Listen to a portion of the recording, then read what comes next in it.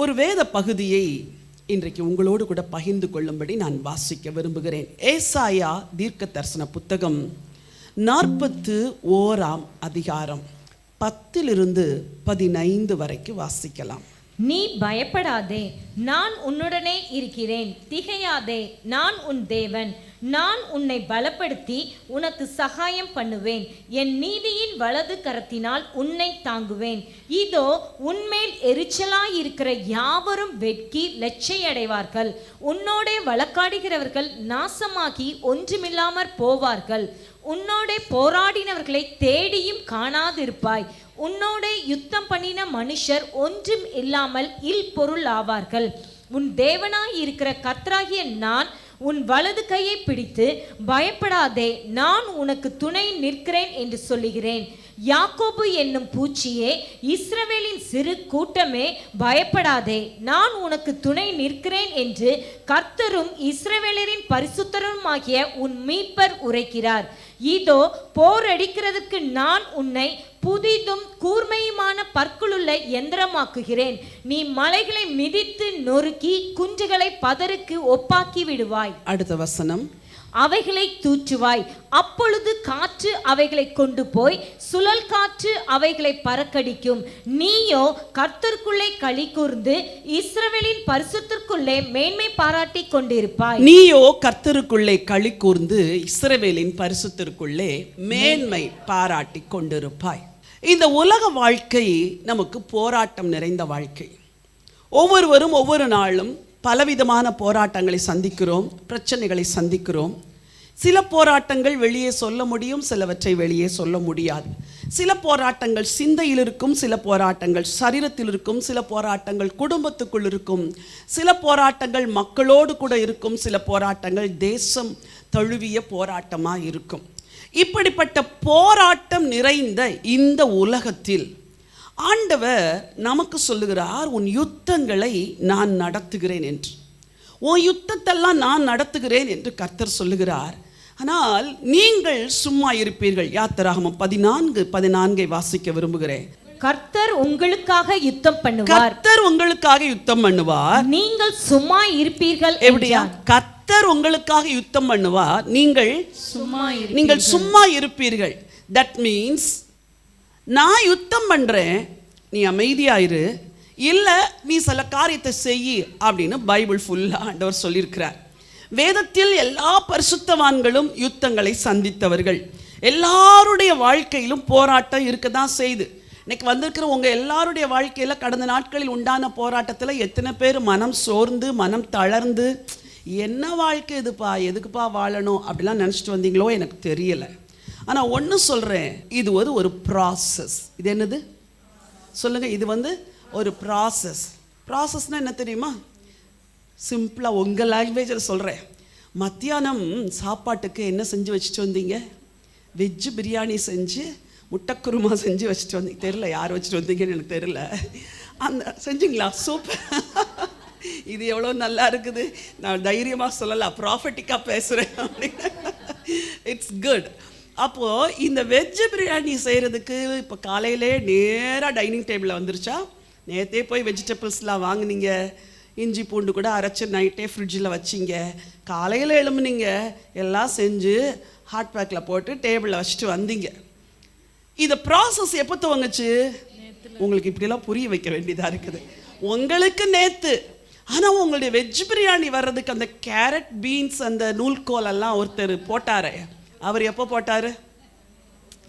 ஒரு மாதமோ தெரில எவ்வளோ நாளில் விளையுன்ட்டு. பீன்ஸ் எல்லாம் எவ்வளோ நாள் விளையுன்னு அப்படி கல்டிவேட் பண்ணிலாம் பழக்கம் இல்லை. சரி 3 மாதமே வச்சுக்கோமே. 3 மாதத்துக்கு முன்னாடியே அவர் என்ன செஞ்சார்? போட்டார். எதை? Beans, carrot, something. ஓகே. அந்த 3 மாதத்துக்கு முன்னாடி போடுறதுக்கு முன்னாடி அவர் லேண்டை வாங்கினார் பாருங்க. அவர் எப்போ வாங்கினார்? எப்போ வாங்கினார்? உங்கள் வீட்டில் இன்னைக்கு வெஜ்ஜு பிரியாணி வர்றதுக்கு ஆண்டவர் என்னைக்கோ எங்கேயோ கிரியை செய்கிறார். நான் ஒவ்வொரு ட்ரெஸ்ஸையும் உடுத்தும் போது ரொம்ப ஆண்டவருக்கு நன்றி சொல்வேன். ஆண்டவரே, நான் இந்த ட்ரெஸ்ஸை உடுத்துறதுக்கு எங்கேயோ நூற்றாங்க, எங்கேயோ செஞ்சாங்க, எங்கேயோ பேக் பண்ணாங்க, யாரோ ஒருத்தர் எனக்கு கிஃப்டாக கொடுத்தாங்க இல்லை, அப்படிலாம் நடக்குது.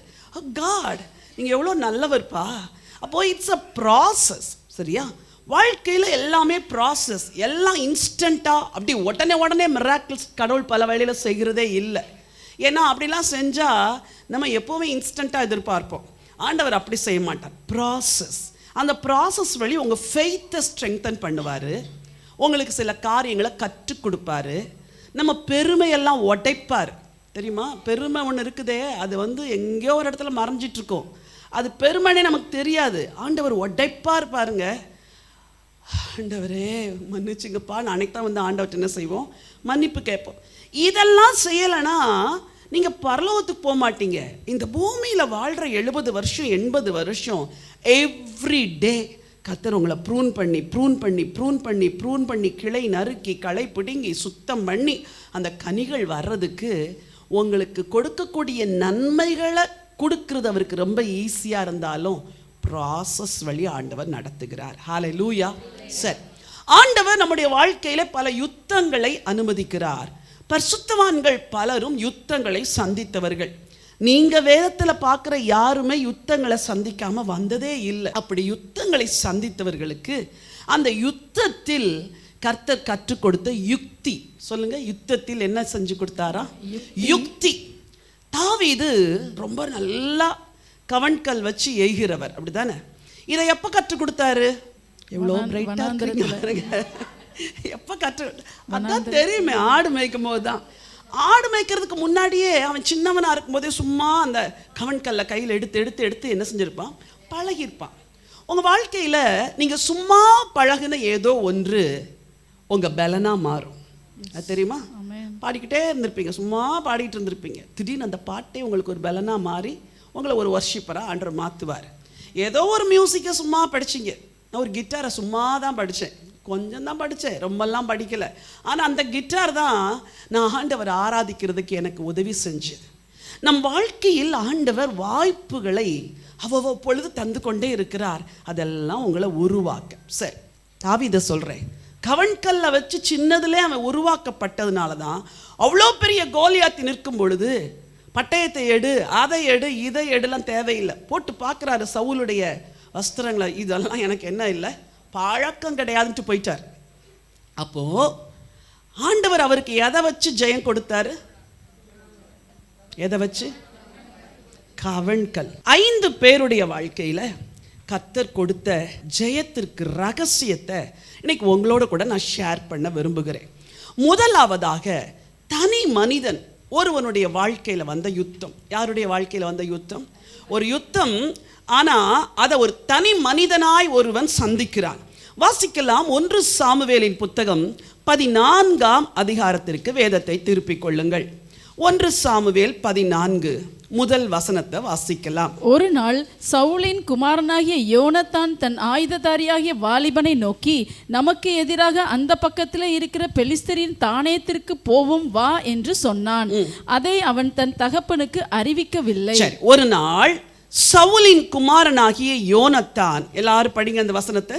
ஒரு நாள் சவுலின் குமாரனாகிய யோனத்தான் தன் ஆயுததாரியாகிய வாலிபனை நோக்கி, நமக்கு எதிராக அந்த பக்கத்தில் இருக்கிற பெலிஸ்தரின் தானேத்திற்கு போவோம் வா என்று சொன்னான். இது யோனத்தான் செய்த ஒரு யுத்தம். யார் செய்த ஒரு யுத்தம்? என்ன சிச்சுவேஷன் அப்படின்னா, அன்றைக்கு இஸ்ரவேலருக்கும் பெலிஸ்தருக்கும் இடையில ஒரு பெரிய யுத்தம் நடக்க இருந்தது. அந்த பெலிஸ்தருடைய நிலைமை எப்படி, இஸ்ரவேலருடைய நிலைமை எப்படி அப்படின்னு வாசிக்க விரும்புகிறேன். 13ஆம் அதிகாரம் 19வது வசனத்திலிருந்து படிங்களேன். எபிரேயர் பட்டயங்களையாகிலும் ஈட்டிகளையாகிலும் உண்டு பண்ணாதபடிக்கு பார்த்து கொள்ள வேண்டும் என்று பெலிஸ்தர் சொல்லியிருந்தபடியால் இஸ்ரவேல் தேசத்தில் எங்கும் ஒரு கொல்லன் அகப்படவில்லை. இஸ்ரவேலர் யாவரும் அவரவர் தங்கள் கொழு விரும்புகளையும் தங்கள் மண்வெட்டிகளையும் தங்கள் கோடாரிகளையும் தங்கள் கடப்பாறைகளையும் தீட்டி கூர்மையாக்குகிறதற்கு பெலிஸ்தரிடத்திற்கு போக வேண்டியதாய் இருந்தது. நல்ல கவனிங்க. அந்நாட்களில் இருந்த வழக்கத்தின்படி இஸ்ரவேலருடைய ஆயுதங்கள் எல்லாம் ஷார்பன் பண்ணணும்னா எங்க போகணுமா? பிலிஸ்தியன்ஸ்ட தான் போகணும். இப்போ யுத்தம் யாருக்கு இடையில நடக்குது? 2 நாடுக்கு யுத்தம் நடக்குது. அணு ஆயுதங்களை சப்ளை பண்ணுறதே அந்த நாடுன்னா அதுக்கு அகெயின்ஸ்டாக யுத்தம் நடக்கும்போது சப்ளை பண்ணுவாங்களா? பண்ண மாட்டாங்க. இஸ்ரவேல் தேசத்தில் யுத்தம் நடந்தபோது காசாவுக்கு தண்ணி அனுப்புங்கன்னு சொன்னாங்க. மனுஷீகத்தில் நோக்கி பார்த்தா இவங்க பிள்ளைங்கள் மேலே அவங்க குண்டுகளை போட்டு கொலை செஞ்சுருக்கும் போது தண்ணி கொடுக்க மனசு வருமா? ஆனால் அது அநீதி அப்படின்னு அநேகர் சொன்னாங்க. ஸோ மனிதாபிமானத்தின்படி அது அநீதி தான். ஆனால் எல்லாருக்கும் ஒரு பர்சனலாக ஒரு ஏரியா இருக்குதுல்ல. என் பிள்ளைங்களெல்லாம் கொலை செய்யும்போது குண்டுகளை வீசினா அவன் பிள்ளைங்களுக்கு நான் ஏன் தண்ணி கொடுக்கணும்னு சொல்கிறாங்க. இதே மாதிரி தான் அன்னைக்கு நடந்துச்சு. அவங்களுடைய பாளையத்தில் போய் அவங்கள்ட்ட தான் ஷார்பன் பண்ணிட்டு வரணும். யுத்தமே இஸ்ரவேலுக்கும் பெலிஸ்தருக்கும். இஸ்ரவேலர் கையில் என்ன இல்லையா? ஆயுதங்களே கிடையாது. அந்த வசனத்தை திரும்ப ஒரு தடவை வாசிக்க விரும்புகிறேன். வாசியுங்கள். இஸ்ரவேலர் யாவரும் அவரவர் தங்கள் கொழு விரும்புகளையும் தங்கள் மண்வெட்டிகளையும் தங்கள் கோடாரிகளையும் தங்கள் கடற்பாறைகளையும் தீட்டி கூர்மையாக்குகிறதற்கு பெலிஸ்தரிடத்திற்கு போக வேண்டியதா இருந்தது. எங்க போகணும்? பெலிஸ்தியன்ஸ்ட போகணும். அதுக்கு முந்தின வசனம் சொல்லுது, இஸ்ரவேல் தேசத்தில் எங்கும் ஒரு கொல்லன் என்ன செய்யல, அகப்படவில்லை. அப்பனா இங்க ஒரு ஆள் கூட இல்லை இந்த வேலையை செய்யறதுக்கு. வேலை நடக்கணும்னா எங்க தான் போகணும்? பிலிஸ்டைன்ஸ்ட போகணும். 21 கடப்பாறைகளையும் மண்வெட்டிகளையும் முக்கூறுள்ள ஆயுதங்களையும் கோடர்களையும் தாற்றுக்கோள்களையும் கூர்மையாக்குகிறதற்கு என்ன மட்டும் இருந்துச்சு? அரங்கள் மாத்திரம். அரங்கள்னா they learned ஒரு இன்ஸ்ட்ருமெண்ட். பாருங்க, போறது யுத்தத்துக்கு போகணும். இவங்கள்ட்ட போதுமான அளவு என்ன இல்லை? ஆயுதமே இல்லை. வாழ்க்கையில் சில வேளைகளில் நீங்கள் சந்திக்கிற யுத்தங்கள் கூட இப்படி தான் இருக்குது. பெரிய யுத்தம், ஆனால் போராடுறதுக்கு உங்களுக்கு பலன் இல்லை. முந்திலாம் எத்தனையோ யுத்தத்தை போராடி ஜெபிச்சு உபவாசிச்சு ஜெயம் எடுத்து வந்துட்டீங்க. இங்கே சவுல்ட்டையும் யோனத்தான் கையில் மட்டும்தான் என்ன இருக்குது? ஆயுதம். மீது யாருடைய கையிலையும் ஆயுதம் இல்லை. ஆயுதங்களும் மழுங்கி போயிருக்குது. கடப்பாறை கோடரிகள் இவைகள் எல்லாம் எப்படி இருக்குது? ஷார்ப்பாக இல்லை. ஷார்ப்பாக இல்லாத வெப்பனை வச்சு யுத்தம் செய்ய முடியுமா? இல்லை. அப்போ நம்ம லைஃப்பில் கூட பல வேளைகளில் நம்முடைய ஆவிக்குரிய யுத்தங்களை போராடுவதற்கு நம்ம இடத்துல பலன் இல்லை. அந்த பலன் ஒரு காலத்தில் ஷார்ப்பாக இருந்துச்சு. யுத்தம் செஞ்சு உங்களில் அநேகர் உங்கள் பலனே இழந்து போயிருக்கிறீங்க. ஆனாலும் யுத்தம் செஞ்சு ஆகணும். இல்லைன்னா பெலிஸ்தியர்கள் என்ன செய்வாங்களாம்? மேற்கொண்டுருவாங்களாம். வசனம் சொல்லுது 22 வாசிங்க. யுத்த நாள் வந்தபோது சவுலுக்கும் அவன் குமாரனாகிய யோனத்தானுக்குமே அன்றி சவுலோடும் யோனத்தானோடும் இருக்கிற ஜனங்களின் ஒருவர் கையிலும் பட்டயமும் ஈட்டியும் இல்லாது. அவ்வளவுதான். லிசன், வசனத்தை கவனிங்க. ஒருத்தர் கையில கூட பட்டயமும் கிடையாது, ஈட்டியும் கிடையாது. எப்படி போய் யுத்தம் பண்ணுவாங்க? எப்படி எதிரியை எதிர்ப்பாங்க? இன்னைக்கு உங்கள் குடும்ப சூழ்நிலை அப்படிதான் இருக்குது. உங்கள் தனிப்பட்ட வாழ்க்கையின் சூழ்நிலை அப்படிதான் இருக்குது. எனக்கு பலனே இல்லை, நான் எப்படி போய் நான் எதிரியை மேற்கொள்ளுவேன்? தனி மனிதனாய் நீங்கள் வாழ்க்கையில் போராடுறீங்க. இங்கே யோனத்தானுக்கும் சவுலுக்கும் தவிர வேறு யாருக்கும் ஆயுதம் இல்லாதிருந்தது. 23 வாசியுங்கள். பெலிஸ்தரின் பாளையம் மிக்மாசிலிருந்து போகிற வழி மட்டும் பரம்பி இருந்தது. பெலிஸ்தரின் பாளையம் மிக்மாசிலிருந்து போகிற வழி மட்டும் எப்படி இருந்துச்சா? பரம்பி இருந்துச்சு. அவங்க எல்லார் கையிலும் யுத்த ஆயுதம் இருந்துச்சு. இவங்கள்ட்ட 2 பேர் கையில மட்டும்தான் யுத்த ஆயுதம். தனிமையில் ஒரு யோனத்தான் யுத்தத்திலே போராடுகிறார். வசனத்தை வாசிக்க விரும்புகிறேன். அடுத்த வசனம் வாசிங்க. இப்ப வாசிங்க 14:1. ஒரு நாள் சவுலின் குமாரனாகிய யோனத்தான் தன் ஆயுததாரியாகிய வாலிபனை நோக்கி சொல்றான், பா, பெலிஸ்தர் பாளையம் பரம்பி இருக்குது, நீயும் நானும் தான் இருக்கிறோம். எங்க அப்பா கூட இந்த யுத்தத்தில் என்ன செய்யல, முன்னாடி வரல. நான் தனியா இந்த யுத்தத்தை ஃபேஸ் பண்ண போறேன், நீ என் கூட வரியா அப்படின்னு கேட்குறான். ஆயுதத்தாரி, நான் வரேன் அப்படிங்கிறான். 6வது வசனம் வாசியுங்கள். யோனத்தான் தன் ஆயுததாரியாகிய வாலிபனை நோக்கி, விருத்த சேதனம் இல்லாதவர்களுடைய அந்த தானியத்திற்கு போவோம் வா, ஒருவேளை கர்த்தர் நமக்காக ஒரு காரியம் செய்வார். அநேகம் பேரை கொண்டாகிலும் கொஞ்சம் பேரை கொண்டாகிலும் ரட்சிக்க கர்த்தருக்கு தடையில்லை என்றான். அப்பொழுது அவன் ஆயுதத்தாரி அவனை பார்த்து, உம்முடைய இருதயத்தில் இருக்கிறபடியெல்லாம் செய்யும், அப்படியே போம், இதோ உம்முடைய மனதுக்கு ஏற்றபடி நானும் உம்மோட கூட வருகிறேன். ஹல்லேலூயா. யோனத்தான் தனி மனிதனாக அந்த யுத்தத்தை சந்திக்க தீர்மானிக்கிறான். அவனுடைய பலன் யார் தெரியுமா? அவனுடைய ஆயுதத்தாரி. இந்த ஊழியத்தில் நீங்க எல்லாம் தான் ஆயுதத்தாரிகள். ஜெபிக்கிறீங்க, நீங்க தான் ஆயுதத்தாரிகள். அவன் தனியா நிற்கிறான், தனியா யுத்தத்துக்கு போறான். ஒரே ஒரு ஃபெய்த். என்ன ஃபெய்த் தெரியுமா? வாசிங்க 6வது வசனத்தின் நடுப்பகுதி. ஒருவேளை கர்த்தர் நமக்காக ஒரு காரியம் செய்வார். ஹalleluya. ஒருவேளை இல்ல, நிச்சயமாய் கர்த்தர் நமக்காக ஒரு காரியம் செய்வார். சொல்லுங்க, நிச்சயமாய் கர்த்தர் நமக்காக ஒரு காரியம் செய்வார். அந்த ஒரு காரியத்தை நினைச்சு தானே கவலைப்படுறீங்க? இவ்வளோ பெரிய சேனை, கையில ஒண்ணுமே இல்லை. இவ்வளோ பெரிய தேவை, கையில ஒண்ணுமே இல்லை. இவ்வளோ பெரிய சவால், என்னிடத்தில் எதுவுமே இல்லை. கர்த்தர் சொல்றார், நான் உனக்காய் ஒரு காரியம் செய்வேன். சொல்லுங்க, கொஞ்சம் பேரை கொண்டாகிலும் அநேகம் பேரை கொண்டாகிலும் ரட்சிக்க கர்த்தருக்கு தடை இல்லை. ரட்சிக்க கர்த்தருக்கு தடை இல்லை. பெலிஸ்தரின் பாளையம் பெருசா இருக்கலாம், உங்களை சுத்தி இருக்கிற சவால்கள் பெருசா இருக்கலாம், பிரச்சனைகள் பெருசா இருக்கலாம். ஆனால் ஒரு விசுவாசம் உங்களுக்கு வேணும். கர்த்தர் எனக்காய் ஒரு காரியம் செய்வார். என் ஆண்டவர் எனக்காய் ஒரு காரியம் செய்வார். கொஞ்சம் பேரை கொண்டாகிலும் அநேகம் பேரை கொண்டாகிலும் ரட்சிக்க என் தேவனுக்கு தடை இல்லை. ஹalleluya. சொல்லுங்க, தடை இல்லை. யோனத்தானுக்கு தெரியும். அவங்க போனதெல்லாம் பார்த்தா ரொம்ப ஆச்சரியமா இருக்குது. கைகளால் அவன் ஒரு அடையாளத்தை கேட்கிற ஆண்டவற்றை. ரொம்ப நல்லா இருக்குது, வாசிக்கலாம். 8வது வசனத்திலிருந்து படிங்க. அதற்கு யோனத்தான், இதோ நாம் கடந்து அந்த மனுஷனிடத்திற்கு அதாவது போலாமா வேண்டாமா டயலமா இருக்குமா இருக்காதா?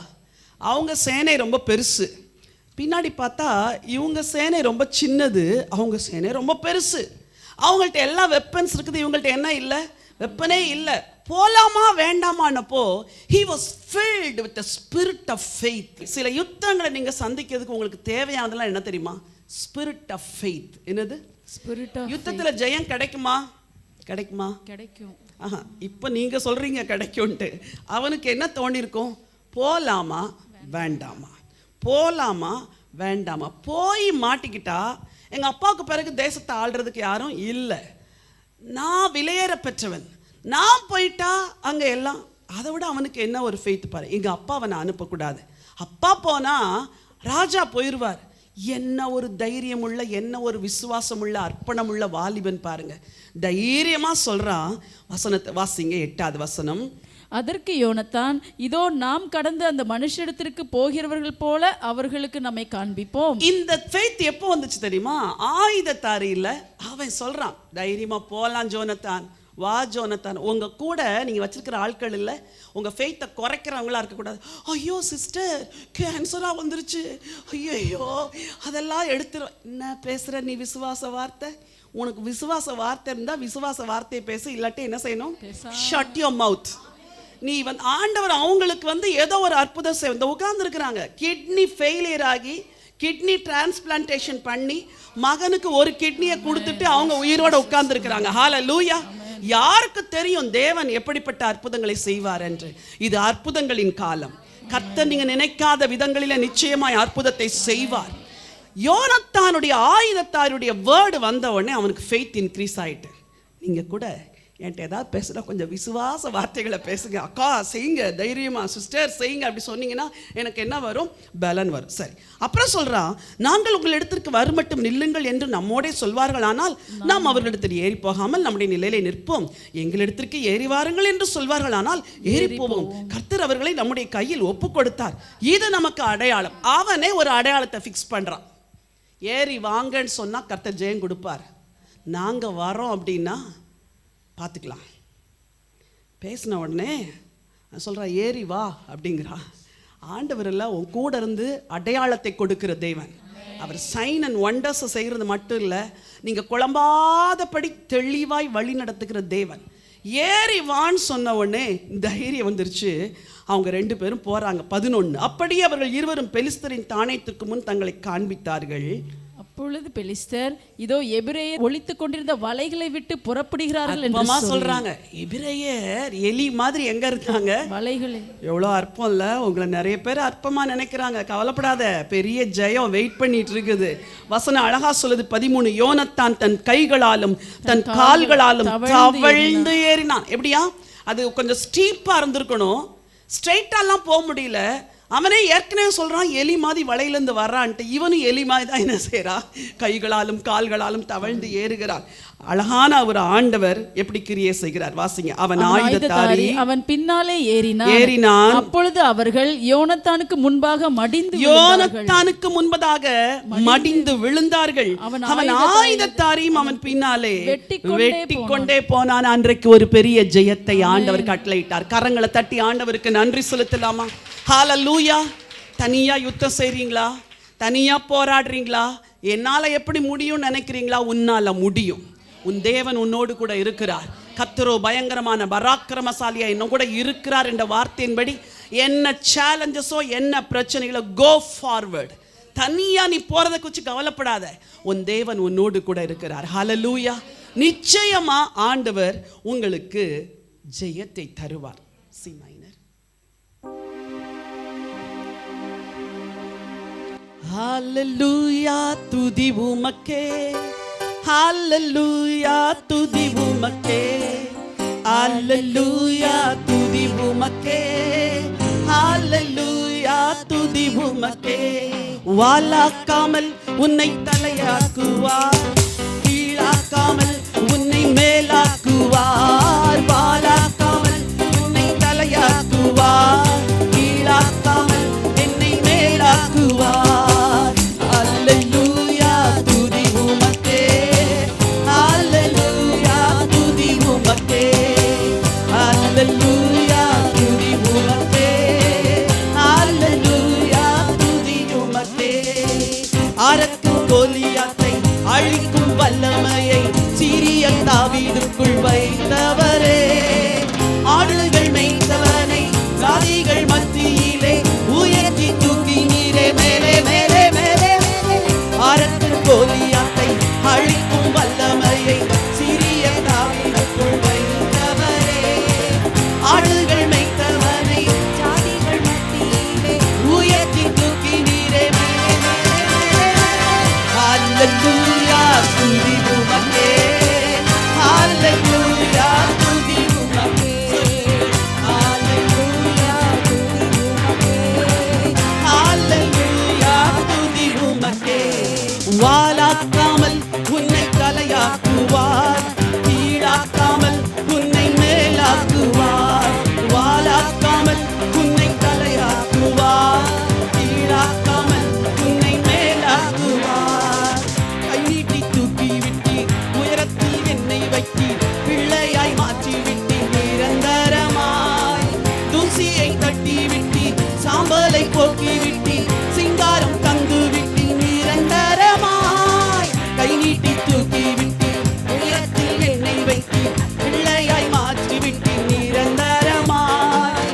தூசியை தட்டி விட்டீர், சாம்பலை போக்கி விட்டீர், சிங்காரம் தந்து விட்டீர் நிரந்தரமாய். ஹல்லேலூயா, துதி உமக்கே. ஹல்லேலூயா, துதி உமக்கே. ஹல்லேலூயா, துதி உமக்கே. ஹல்லேலூயா, துதி உமக்கே. வாலாக்காமல் என்னை தலையாக்குவீர், கீழாக்காமல் என்னை மேலாக்குவீர். வாலாக்காமல் என்னை தலையாக்குவீர், என்னை மேலாக்குவீர். எதிரி சேனைகள் எதிர்த்து வந்த போதும் என்னோடு கூட நீர் இருப்பதினால் எதிர்க்கும் சேனையை முறித்திடுவேன் இயேசுவே உம் நாமத்தினால். எதிரி சேனைகள் எதிர்க்க வந்த போதும் ஹல்லேலூயா, இயேசுவே நீர் கூட இருப்பதால் உம் நாமத்தில் நான் ஜெயித்திடுவேன். ஹல்லேலூயா, துதி உமக்கே. ஹல்லேலூயா, ரக்கானா ஷேக்கரோ இயேசுவின் நாமத்தினாலே. ஹல்லேலூயா, துதி உமக்கே.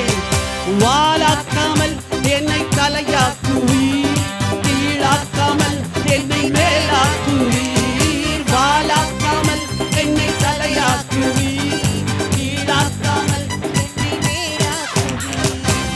பட்டயம் ஈட்டியோ கைகளில் இல்லை எனும் தேவன் எனது பட்டயமே. இயேசுவின் நாமத்தால் ஜெயித்திடுவோம். ஹalleluya துதி உமக்கே. ஓஹோ ஹalleluya வஷக்கரா ஆண்டவரே. ஹalleluya துதி உமக்கே. ஹalleluya துதி உமக்கே. வாளாக்காமல் என்னை தலையாக்குவீர், கீழாக்காமல் என்னை மேலாக்குவீர். தோல்வி எனக்கு இல்லை ஐயா, ஜெயமே எனது சொந்தம் ஐயா. தோல்வி எனக்கு இல்லை ஐயா, ஜெயமே எனக்கு சொந்தம்.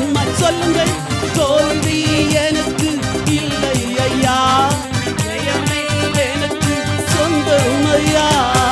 ஹalleluya துதி உமக்கே. ஹalleluya ராஜா உங்களுக்கு நன்றி.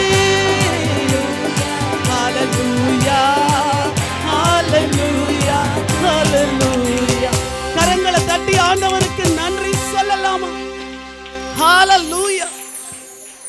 ஒரு வாலிபன் அவனுடைய ஆயுதத்தாரி, அவ்வளோதான். வசனம் ரொம்ப அழகா சொல்லுது. அந்த வசனத்தை வாசிச்சாதான் உங்களுக்கு பலனே வரும். 14 வாசிங்க. யோனத்தானும் அவன் ஆயுததாரியும் அடித்த அந்த முந்தின அடியிலேயே ஏறக்குறைய 20 பேர் அரையேர் நிலமான விசாலத்திலே விழுந்தார்கள். அரையேர் நிலமான விசாலத்திலே. முதல் அடியில் எத்தனை பேர் விழுந்தாங்க? 20 பேர்.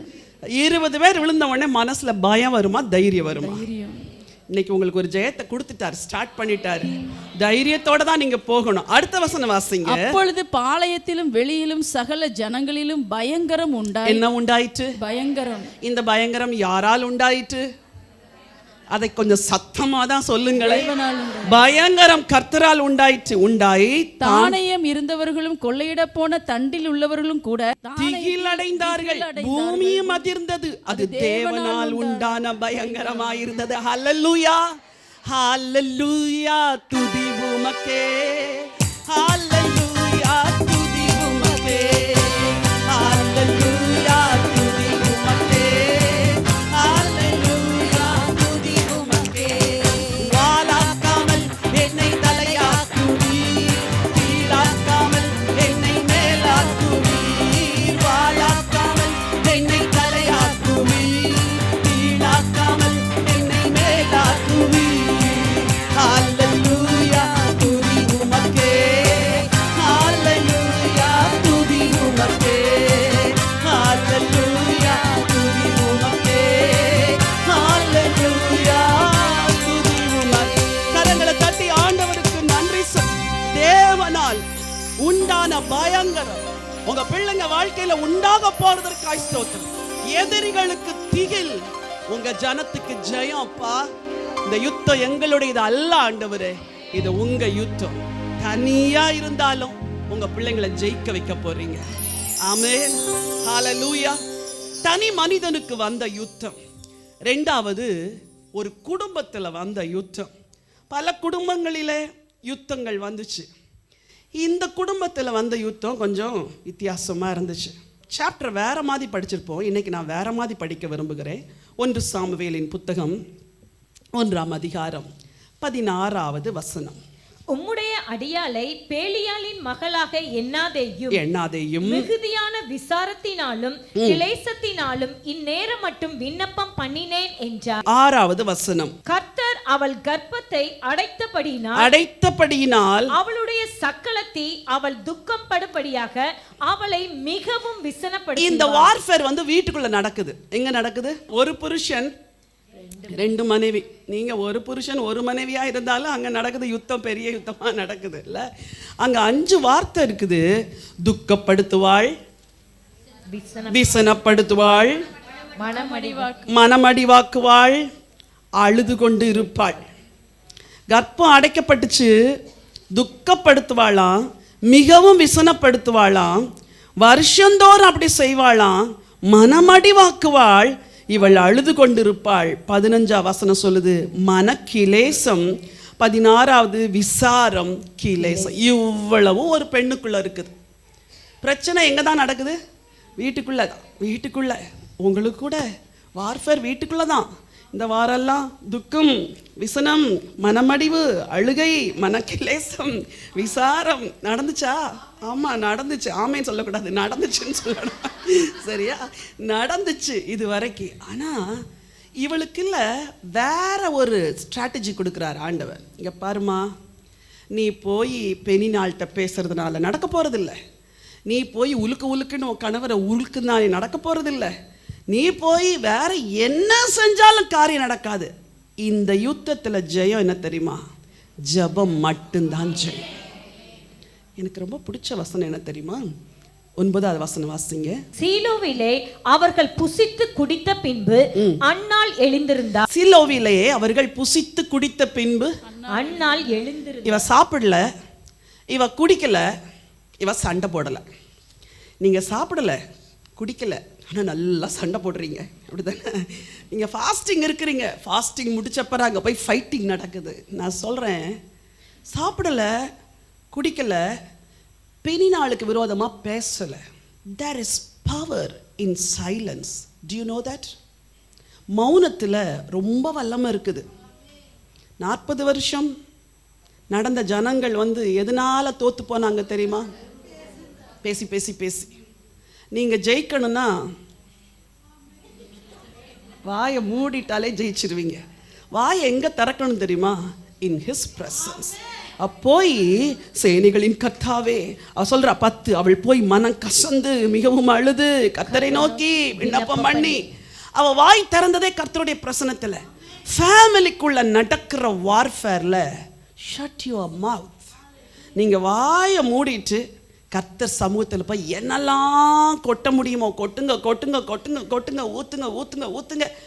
ஊற்றி முடித்த பிறகு ஒரு பெரிய பிரசன்னம் நிரப்பும் பாருங்க. அங்கே தான் ஜெயம், அங்கே தான் ஜெயம். மௌனத்தில் எவ்வளோ வல்லம் இருக்குன்னு சில வசனத்தை படித்தேன். சகரியா 2:13 படிங்க பார்க்கலாம். மாம்சமான சகலமான பேர்களே கர்த்தருக்கு முன்பாக மௌனமாயிருங்கள். அவர் தமது பரிசுத்த வாசஸ்தலத்திலிருந்து எழுந்தருளினார் என்று லிசன். ஆண்டவர் எழும்பிட்டாருமா, நீ என்ன செய்? நீங்கள் சும்மா கலங்காதே திகையாதே மட்டும் அப்படி அந்த வசனம் தான் கொடுத்தார் ஆண்டவர். அதை அப்புறம் சொல்கிறேன். மாம்சமான சகலமான பேரே மௌனமாயிருங்கள். ஏன் தெரியுமா? அவர் வாசிங்க, அவர் தமது பரிசுத்த வாசஸ்தலத்திலிருந்து எழுந்தருளினார். அப்பா எழும்பிட்டாருமா. அவர் எழும்பிட்டாருன்னா சும்மா இருக்க மாட்டாரு. தேவன் எழுந்தருள்வார், சத்துருக்கள் சிதறடிக்கப்படுவார்கள், புகை பறக்கடிக்கப்படுவது போல. அவர் எழும்பிட்டா நீ அமைதியாயிரு. அவர் எழும்பிட்டா நீ சும்மா இரு. நீ போய் வழக்காடாத, நீ போய் நியாயத்தை கேட்காத. Keep quiet. இன்னொரு வசனம் செப்பனியா 1:7. கர்த்தராகிய ஆண்டவருக்கு முன்பாக மௌனமாயிருங்கள். கர்த்தருடைய நாள் சமீபித்திருக்கிறது. எப்படியா? கர்த்தராகிய ஆண்டவருக்கு முன்பாக மௌனமாயிருங்கள். கர்த்தருடைய நாள் சமீபித்திருக்கிறது. கர்த்தருடைய நாள் சமீபித்திருக்கிறது. கர்த்தர் ஒரு யாகத்தை ஆயத்தம் பண்ணி ரெடி பண்ணிட்டாரு. யாகத்தை ஆயத்தம் பண்ணி அதற்கு விருந்தாளிகளையும் அழைத்திருக்கிறார். கர்த்தருடைய நாள் பைபிள் எங்கெல்லாம் வருதோ அது என்ன தெரியுமா? கர்த்தர் நீதியை சரிக்கட்டும் நாள். ஆமென். கர்த்தராகிய ஆண்டவருக்கு முன்னாடி மௌனமா இரு. அவர் எழும்பிட்டாரு. கர்த்தராகிய ஆண்டவருக்கு முன்பதாக மௌனமா இரு. அவர் நாள் சமீபித்திருக்கிறது. அப்போ கண்ணீரை தேவ சமூகத்தில் ஊத்திட்டு திரும்ப இப்படி நிற்கணும். உனக்கு அறிவு இருக்குதா?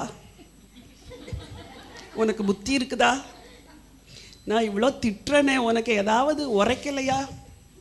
நீ எதுக்கு இதை செஞ்ச? என்கிட்ட கேட்காம எதுக்கு நீ?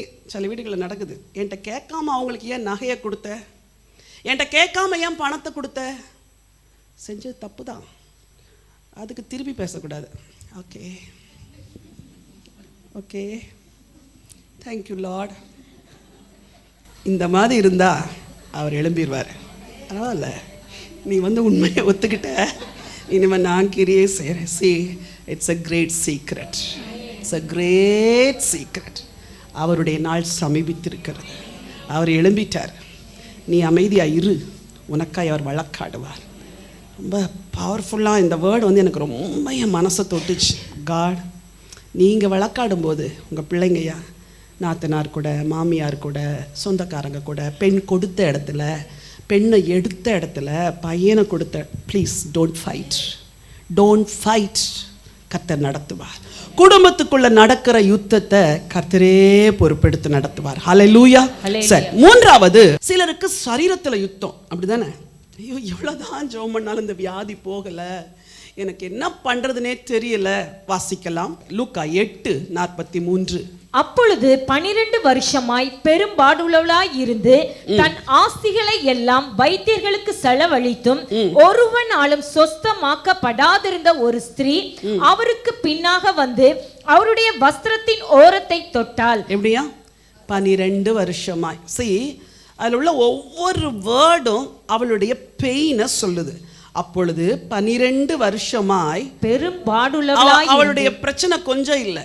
இந்த 12 இயர்ஸ் பெரும்பாடு உள்ள ஸ்திரீயுடைய அந்த சஃபரிங்ஸை பற்றி ஒரு சின்ன வீடியோ ஒன்று பார்த்தேன். பலமுறை திருப்பி பார்த்தேன். ரொம்ப நல்லா அந்த எக்ஸ்ப்ரெஷன்லாம் ரொம்ப அழகாக இருக்குது. அவள் எப்படி விடுவிக்கப்படுகிறாள், ஆண்டவருடைய வஸ்திரத்தை தொட்டு. அதை பார்த்து நான் சிக்காக இருந்த டைமில், எனக்கு ரொம்ப கால்வலியில் 8 மாதம் படுக்கையில் இருந்தனே, அந்த நாட்களில் நான் அதிகமாக ஆறுதல் அடைஞ்சது அந்த வீடியோவை பார்த்து தான். ஐயோ, அந்த பெரும்பாடுள்ள ஸ்திரீ எல்லாரும் புறக்கணிக்கிறாங்க, கடைசியில் ஆண்டவர் அன்பா அவளை சுகப்படுத்துகிற அந்த காட்சி உண்மையிலே இட் ஸ்பீக்ஸ்.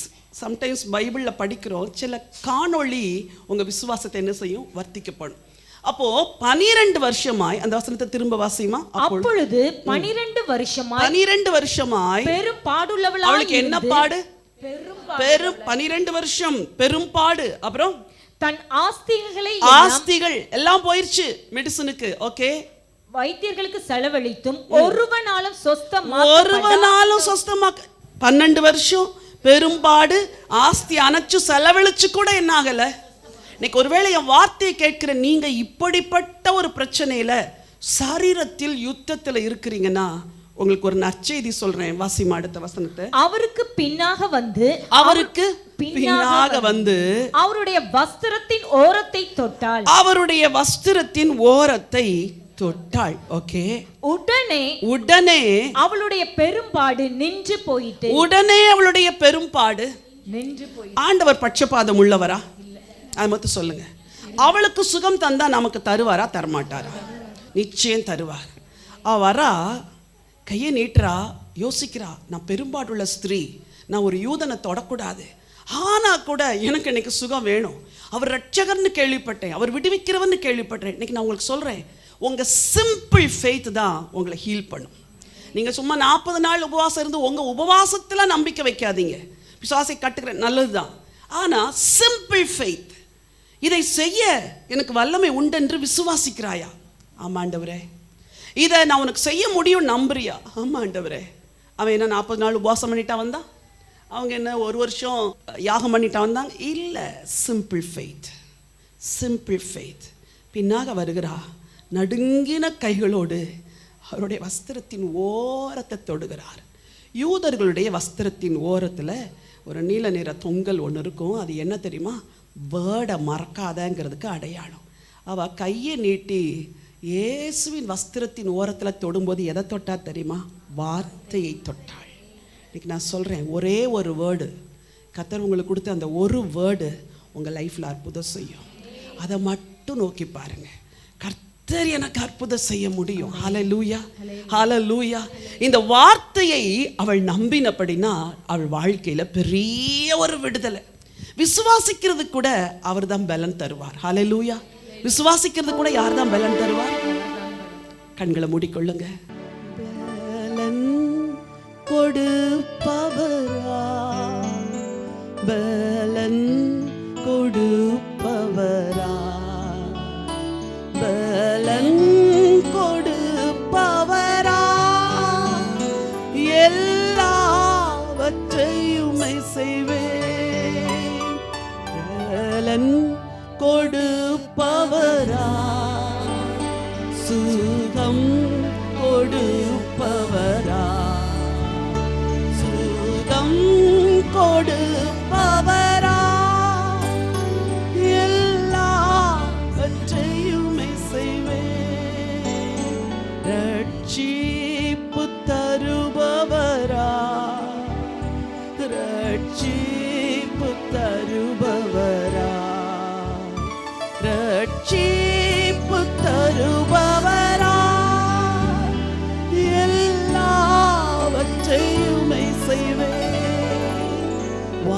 வார்த்தையாய் வந்தவரா, வார்த்தையாய் வந்த. அப்படியே விசுவாசத்தோடு வலது கரத்தை உயர்த்தி பாடுங்க. உங்களை தொடுகிற உங்க பிள்ளைங்களை சுகப்படுத்துங்க ஆண்டவரே. செய்யுமே செய்வேன், வார்த்தையாய் வந்தவராய், வார்த்தையாய் வந்தவராய், வார்த்தையாய் வந்தவராய், எல்லாவற்றையுமே செய்வேன். சிலுவையில் மரித்தவராய், எனக்காக மரித்தவராய், எனக்காக மரித்தவராய், ஆரோக்கியம் அடைவேன். சொல்லுங்க விசுவாசத்தோடு. சிலுவையில் மரித்தவராய், எனக்காக இயேசுவின் நாமத்தினாலே எனக்காக மரித்த. சுகமளிக்கிற தேவனுடைய வல்லமை இறங்கட்டும் ஆண்டவர். ஓக்கியம் பெறுவேன், சுகமளிக்கும் வல்லமை, சுகமளிக்கும் வல்லமை, சுகமளிக்கும் வல்லமை, பெரிதாக விளங்கிடட்டும். சுகமளிக்கும் வல்ல. விசுவாசத்தோடு கரங்களை உயர்த்துங்க. கர்த்தருடைய சுகமளிக்கிற வல்லமை உங்களில் அநேகரை தொட்டு கொண்டிருக்கிறது. சுகமளிக்கும் வல்லமை உன்னையும் சுகமாக்கும். சுகமளிக்கும் தழும்புகளால், சுகமளிக்கும் தழும்புகள். விசுவாசத்தோடு சொல்லுங்க. சுகமளிக்கும் தழும்புகளால் முழுவதும் சுகமானே, முழுவதும் சுகமானே, பூரணமாய் சுகமான். அந்த வேதனை மாறுவதாக, அந்த வலிகள் நீங்குவதாக, தேய்ந்து போன உறுப்புகள் பலன் அடைவதாக, பெரும்பாடு நிற்பதாக, கர்ப்பம் திறக்கப்படுவதாக, சரீரத்தில் இருக்கிற குடல்களில் இருக்கிற புண்கள் மறைவதாக, கேன்சர் வியாதி மறைவதாக, எல்லா எண்டோக்ரைன் சிஸ்டத்தில் இருக்கிற எல்லா பிரச்சனை, தைராய்டு, பான்கிரியாஸ், இன்னும் என்னென்ன உறுப்புகளிலே பிரச்சனையை எல்லாம் மாறட்டும். ஹார்மோனல் இம்பேலன்ஸ் சரியாவதாக, அல்சர் சுகமாவதாக, கட்டிகள் மறைவதாக, கட்டிகள் மறைவதாக, மன அழுத்தங்கள் மாறுவதாக. Spirit of depression, I rebuke you in Jesus name. எல்லா மன அழுத்தங்களும் விலகட்டும் இயேசுவின் நாமத்தினால். பரிபூரண சுகம், பரிபூரண விடுதலை இயேசுவின் நாமத்தில் உண்டாவதாக. எல்லா புரோஸ்டேட்ல இருக்கிற பிரச்சனை மாறட்டும், பிளாடர்ல இருக்கிற பிரச்சனை மாறட்டும், உள் உறுப்புகள், அந்தரங்க உறுப்புகளில் இருக்கிற எல்லா பிரச்சனைகள் மறைவதாக. Skin disease be healed in Jesus name. இயேசுவின் நாமத்தில் சுகம் உண்டாவதாக. உச்சந்தலை முதல் உள்ளங்கால் வரைக்கும் என்ன வியாதி இருந்தாலும் மறையட்டும், மறையட்டும். ரத்தம் சிந்தி மீட்ட இயேசுவின் நாமத்தில் சொல்லுகிறேன். receive your healing, receive your healing, receive your healing. உங்க பிள்ளைகளை சுகப்படுத்துங்க. ஓவேரியன் சிஸ்டம் மறையட்டும், எண்டோமெட்ரியல் திக்கனிங் எல்லாம் மறையட்டும் இயேசுவின் நாமத்தில். எல்லாம் நார்மல் ஆகட்டும் ஆண்டவரே.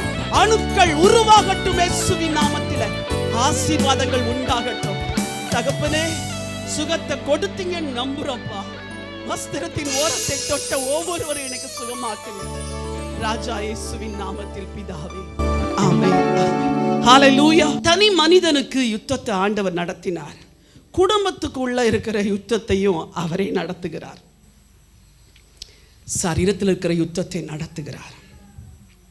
இன்னொரு மனிதனுக்கு சுற்றில் இருக்கிற மக்களால் யுத்தம். அவனுடைய பெயர் எசேக்கியா. அதை பற்றி தான் நான் ரொம்ப இன்னைக்கு பேசணும்னு நினச்சிட்டு வந்தேன். பட் அவர் நடத்துகிறார்.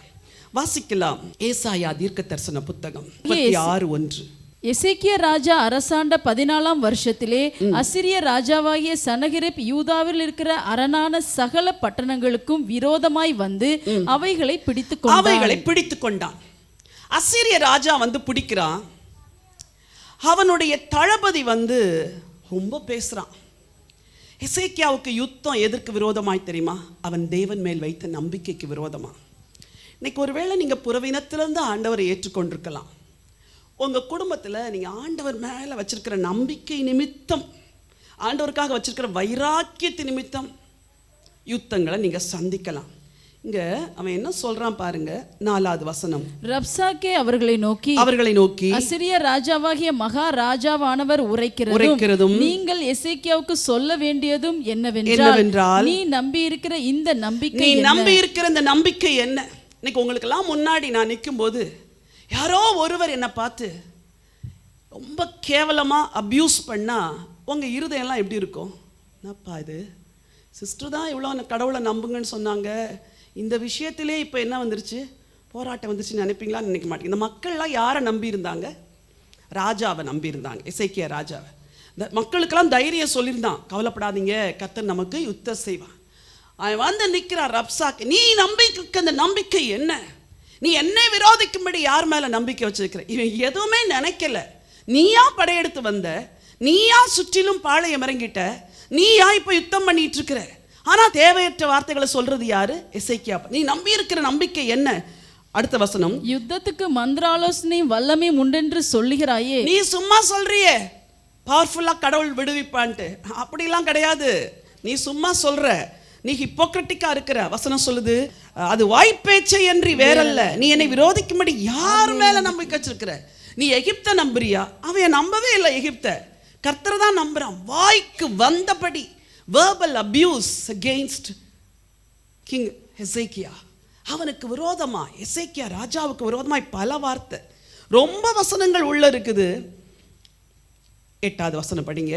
நான் உனக்கு 2000 குதிரைகளை கொடுப்பேன், நீ அவைகள் மேல் ஏறத்தக்கவர்களை உனக்கு 2000 குதிரை கொடுக்குறேன், அதில் ஏழுறதுக்கு உனக்கு ஆள் இருக்கா? இது எப்படி இருக்குதுல்ல? உன்கிட்ட படைபலம் இல்லை, உன்கிட்ட பணபலம் இல்லை, உன்கிட்ட ஆள் பலம் இல்லை, சும்மா விசுவாசம் சொல்லி கடவுளுக்கு பின்னாடி போகிறிய. இந்த அதிகாரம் ஃபுல்லாக நீங்கள் வாசிச்சு பாருங்க. அப்போ சொல்கிறான், நீர் வந்து யூத பாஷையில் பேசாதீங்க, அலங்கத்தில் இருக்கிற மக்களுக்கு முன்னாடி நீங்கள் யூத பாஷையில் பேச வேண்டாம் அப்படிங்கிறான். உடனே ரப்சாக்கே அதுக்கு ஒரு அசிங்கமான வார்த்தையெல்லாம் சொல்லி திட்டிட்டு, நான் யூத பாஷையில் தான் பேசுவேன், உன் ஜனத்துக்கு முன்னாடி உன்னை ஹியூமிலியேட் பண்ணுவேன். இன்னைக்கு ஒரு வேளை ஆண்டவர் மேல் நம்பிக்கை வச்சிருக்கிறனால இப்படிப்பட்ட ஹியூமிலியேஷனில் மக்களோட போராட்டத்தை சந்திச்சுட்டு இருக்கிறீங்கன்னா, உங்களுக்கு ஆண்டவர் சொல்கிற வார்த்தை என்ன தெரியுமா? இந்த யுத்தம் என்னுடையது, நான் உனக்காக யுத்தம் செய்வேன். எசேக்கியா செஞ்சது என்ன தெரியுமா? 37 முதல் வசனம் படிங்க. ராஜாவாகிய எசேக்கியா அதை கேட்டபோது தன் வஸ்திரங்களை கிழித்து ரெட்டு உடுத்துக்கொண்டு கர்த்தருடைய ஆலயத்தில் பிரவேசித்து. எசேக்கியா, நீ வந்து ரப்சாக்கேக்கு ஒண்ணுமே சொல்லலையா? வசனம் சொல்லுது 21 படிங்க. அவனுக்கு ஒரு வார்த்தையும் பிரதியுத்தரமாக சொல்லாமல் மௌனமாய் இருந்தார்கள். அவனுக்கு மறு உத்தரவு சொல்ல வேண்டாம் என்று ராஜா கட்டளையிட்டிருந்தார். இருக்குது பாருங்க, யாரும் பேசக்கூடாது. படை தளபதிகளுக்கெல்லாம் கொதிக்குது இல்ல, ராணுவ வீரர்களுக்கு கொதிக்குது, கூட இருக்கிற போர்ச்சேவர்களுக்கு கொதிக்குது, எங்க ராஜாவை இப்படி பேசுறானேன்ட்டு. சொன்னா யாரும் பேசக்கூடாது, மௌனமாயிருங்க. எல்லாரும் கையில் ஆயுதத்தை வச்சுட்டு இப்படியே நிற்கிறாங்க. ரப்சாக்கே பேசுகிறான், கேட்குறாங்க. பால்பிட்டேஷன் கூடுது, பல்ஸ் ரேட்டு கூடுது. ராஜாவை என்ன வார்த்தைகள் சொல்கிறான், ராஜாவின் நம்பிக்கை எவ்வளோ கேவலமாக பேசுகிறான். ராஜாவே நீங்கள் ஒரு வார்த்தை சொல்லுங்கள், இந்த ரப்சாக்கை போய் வெட்டி கொலை பண்ணிட்டு வந்துடும். இப்படி தான் கொதிச்சுது போர் வீரர்களுக்கு. எசேக்கியா சொன்னா, I know what is my strength, பேசாதீங்க, இங்கே பேசாதீங்கன்னு சொல்லிட்டு நேராக போகிறான் தேவனுடைய ஆலயத்தில். கர்த்தருடைய சமூகத்தில் விழுந்து ரட்டுடுத்தி வஸ்திரத்தை கிழிச்சு கர்த்தருடைய சமூகத்தில் அழுது புலம்புகிறான். என்ன சொல்கிறானா, இந்த நாள் நெருக்கமும் கண்டிதமும் தூஷணமும் அனுபவிக்கிற நாள், பிள்ளைப்பேறு நோக்கி இருக்கிறது, பெறவோ பலனில்லை. ஜீவனுள்ள தேவனை நிந்திக்கும்படி அசீரே ராஜாவாகி தன் ஆண்டவனால் அனுப்பப்பட்ட ரப்சாக்கே சொன்ன வார்த்தைகளை உமது தேவனாகிய கர்த்தர். அவ்வளோதான். அவனுடைய ஹோப் என்ன தெரியுமா? God hears. தேவன் கேட்டிருக்கிறார். அவனை சுற்றி உள்ள எல்லா மக்களாலும் வந்த யுத்தத்தை கர்த்தர் பார்க்கிறார், கர்த்தர் கேட்கிறார். சரி, இன் ஷார்ட் எப்படி ஆண்டவர் விடுதலையை கொடுத்தார்? ஒரு வசனத்தை வாசிக்க விரும்புகிறேன். 37, 36. அப்பொழுது கர்த்தருடைய தூதன் புறப்பட்டு அசிரியரின் பாளையத்தில் 180,000 பேரை சங்கரித்தான். கர்த்தருடைய தூதன் சொல்லுங்க. கர்த்தருடைய தூதன் புறப்பட்டு அசீரியருடைய பாளையத்தில் 180,000 பேரை. அவன் என்ன சொன்னான்? 2000 குதிரை கொடுக்குறேன், உன்கிட்ட 2000 போர் வீரர்கள் இருக்கிறாங்களா? அங்க எத்தனை பேர், எத்தனை குதிரை வீரர்கள் செத்தாங்க? 180,000 பேர். நீ 2000 பேர் இருக்கிறியான்னு கேட்டியே, ஒன்னில் எவ்வளோ பேரை ஆண்டவர் அழிச்சாரு? உங்களுக்கு பலன் இல்லைன்னு உங்களை நிந்திக்கிறாங்களா? பணபலன் இல்லைன்னு நிந்திக்கிறாங்களா? படிப்பில்லைன்னு நிந்திக்கிறாங்களா? அழகில்லைன்னு நிந்திக்கிறாங்களா? ஏதோ ஒரு ரீசனுக்கு நிந்திக்கிறாங்களா? எசேக்கியா மாதிரி அமைதியாக இருங்க. கர்த்தர் ஒரு தூதனை அனுப்புவார். ஒன் ஏஞ்சல், ஒரே ஒரு தூதன் போதும், எல்லாவற்றையும் கர்த்தர் ஜெயமாய் மாற்றி தருவார். ஹல்லேலூயா. நீ பயப்படாத, நான் உன் கூட இருக்கிறேன்னு ஏசாயால வாசிச்சல்ல, அந்த ஒரு வசனத்தை வாசிக்க விரும்புகிறேன். அந்த வசனத்தின் பின்பகுதி சொல்லுகிறது, வாசியுங்கள். 15. இதோ போரடிக்கிறதுக்கு நான் உன்னை புதிதும் கூர்மையுமான பற்களுள்ள எந்திரமாக்குகிறேன். நான் உன்னை ஷார்பன் பண்றேன். எதுக்கு தெரியுமா? போய் யுத்தம் பண்றதுக்கு இல்ல, மௌனமா இருந்து யுத்தம் பண்றதுக்கு. ஹல்லேலூயா. புதிதும் கூர்மையுமான பற்களுள்ள எந்திரமாக்குவேன். நீ மலைகளை மிதித்து நொறுக்கி குன்றுகளை பதருக்கு இதெல்லாம் செய்வ. ஆனா உன் கூட நான் இருந்து செய்வேன். நீ என்ன பாப்ப, நான் உனக்காக கிரியை செய்கிறேன். ஹல்லேலூயா. அதுக்கு தான் சொல்றாரு, நான் உனக்கு துணை நிற்கிறேன். 13 சொல்றாரு, பயப்படாதே, நான் உனக்கு துணை நிற்கிறேன். 14 சொல்றாரு, சிறு கூட்டமே பயப்படாதே, நான் உனக்கு துணை நிற்கிறேன். தேசங்களுக்கு இடையே நடந்த யுத்தத்துல கூட கர்த்தர் கூட இருந்தார், சுற்றில் இருந்த மக்களால். கடைசியாக ஒரே ஒரு யுத்தம் வாசிக்கலாம். 2 தீமோத்தேயு 4:17. கர்த்தரோ எனக்கு துணையாக நின்று, கர்த்தரோ எனக்கு துணையாக நின்று என்னாலே பிரசங்கம் நிறைவேறுகிறதற்காகவும், என்னாலே பிரசங்கம் நிறைவேறுகிறதற்காகவும், புறஜாதியார் எல்லாரும் கேட்கிறதற்காகவும் என்னை பலப்படுத்தினார். அவ்வளவுதான். ஊழியம் செய்றீங்களே, ஊழியக்காரர்களே, உங்களுக்கு எவ்வளோ விரோதமாய் நீங்க ஊழியம் செய்யற இடத்துல மக்கள் எழும்பலாம். ஒரே ஒரு நம்பிக்கை என்ன தெரியுமா? இந்த யுத்தத்துல கர்த்தரோ எனக்கு, அந்த வசனத்தை திரும்ப வாசிமா. கர்த்தரோ எனக்கு துணையாக நின்று, எனக்கு துணையாக நின்று என்னாலே பிரசங்கம் நிறைவேறுகிறதற்காகவும், கர்த்தரோ உங்களுக்கு துணையாக நின்று உங்களாலே பிரசங்கம் நிறைவேறுகிறதற்காகவும், புறஜாதியார் எல்லாரும் கேட்கிறதற்காகவும், புறஜாதியார் எல்லாரும் கேட்டு ரட்சிக்கப்படுவதற்காகவும் என்னை பலப்படுத்தினார். உங்களை என்ன செய்வார் தெரியுமா? பலப்படுத்துவார். என்னை பலப்படுத்துகிற கிறிஸ்துவினாலே எல்லாவற்றையும் செய்ய எனக்கு ஊழிய பாதையில் என்ன பிரச்சனைகள், போராட்டங்கள், நிந்தைகள், அவமானங்கள் வந்தாலும் என்னை பலப்படுத்துகிற கிறிஸ்துவினாலே எல்லாரும் போன. அவர் சொல்லுவாரு, அதுக்கு முந்தின வசனத்தை கொஞ்சம் வாசிக்கிறீங்களா? நான் முதல் விசை உத்தரவு சொல்ல நிற்கையில் ஒருவனும் என்னோட கூட, யாருமே என் கூட இல்ல. பவுலுக்கு பயங்கரமான போராட்டம், யாருமே என் கூட இல்ல. ஆனா எல்லாரும் என்னை கைவிட்டார்கள். எல்லாரும் என்ன கைவிட்டுட்டாங்க. ஊழியத்தில் அப்படிலாம் வரும். அந்த குற்றம் அவர்கள் மேல் சுமராதிருப்பதாக. எவ்வளவு ஒரு நல்ல ஹார்ட் பாருங்க. எல்லாரும் சொல்லுங்க, அந்த குற்றம். அந்த குற்றம் சொல்ல மாட்டீங்களே ஒரு சிலர். அந்த குற்றம் அவர்கள் மேல் சுமரா. ஆண்டவரே மன்னிச்சிருங்க ஆண்டவரே, சொல்லுங்க பார்க்கலாம். ஆண்டவரே மன்னிச்சிருங்க ஆண்டவரே, நானும் மன்னிச்சிடுறேன் ஆண்டவரே, பேசினவங்க எல்லாம் மன்னிக்கிறேன் ஆண்டவரே, எல்லாரையும் மன்னிக்கிறேன். அந்த குற்றம் அவர்கள் மேல் சுமராது இருப்பதாக. இப்ப கர்த்தர் சொல்வாரு, நானோ உனக்கு துணையாய் நிற்பேன். நானோ உனக்கு துணையாய் நின்று உன்னாலே பிரசங்கம் நிறைவேறும்படி அனுக்கிரகம் செய்வேன். பவுலுக்கு வந்த ஊழியத்தின் யுத்தத்துல கர்த்தர் கூட இருந்தார். எல்லாரும் எழுப்பி நில்லுங்க பார்க்கலாம். உங்க ஒவ்வொரு யுத்தத்தையும் உங்களுக்காய் நடத்துகிறவர் தேவன். Thank you father. யோனத்தான் தனி மனிதனாய் செய்த யுத்தத்தில் தேவன் அவனோடு கூட இருந்தார். அன்னாள் தன் குடும்பத்துக்குள்ள செஞ்ச யுத்தத்தில் கர்த்தர் கூட இருந்தார். Thank you father. சரீரத்தில் உண்டான யுத்தம், அதையும் கர்த்தர் ஜெயிக்க உதவி செய்வார். பிறரோடு உள்ள யுத்தம், அதிலும் உனக்கு ஜெயத்தை தருவார். ஊழிய பாதையில் உண்டான யுத்தங்கள் எல்லாவற்றையும் கர்த்தர் ஜெயிக்க உதவி செய்வார். ஒரு மகிமையின் மேகம் இந்த இடத்தை மூடுதே.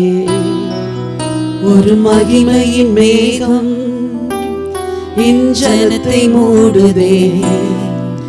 விலகாத மேகம் நீர், முன் செல்லும் மேகம் நீர், விலகாத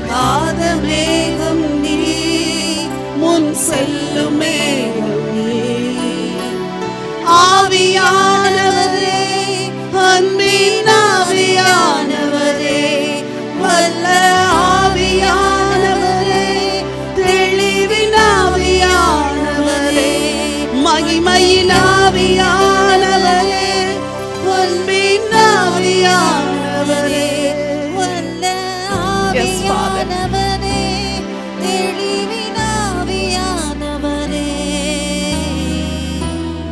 வலது கை அப்படியே ஆண்டவருக்கு நேராக உயர்த்திக் கொள்ளுங்க.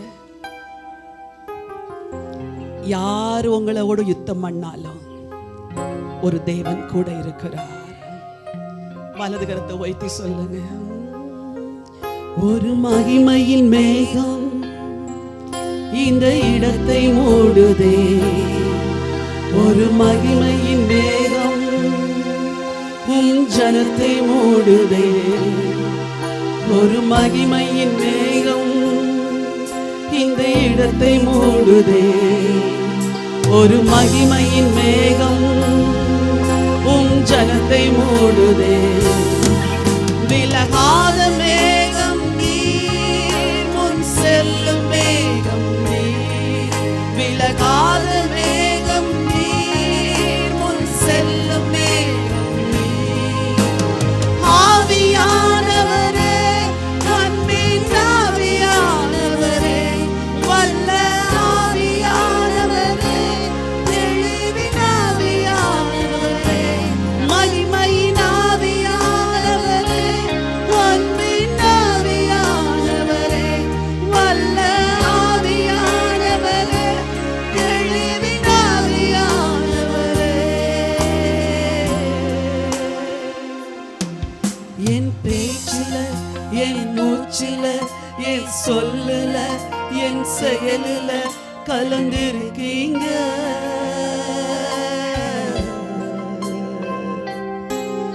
என் நினைவுல, என் நடத்தையில, என் உணர்வுல, என் உயிரில கலந்திருக்கீங்க.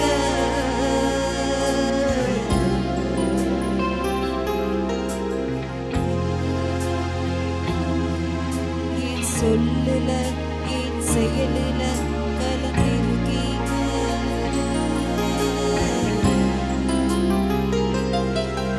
என் நினைவுல, என் நடத்தையில, என் உணர்வுல, என் உயிரில கலந்திருக்கீங்க.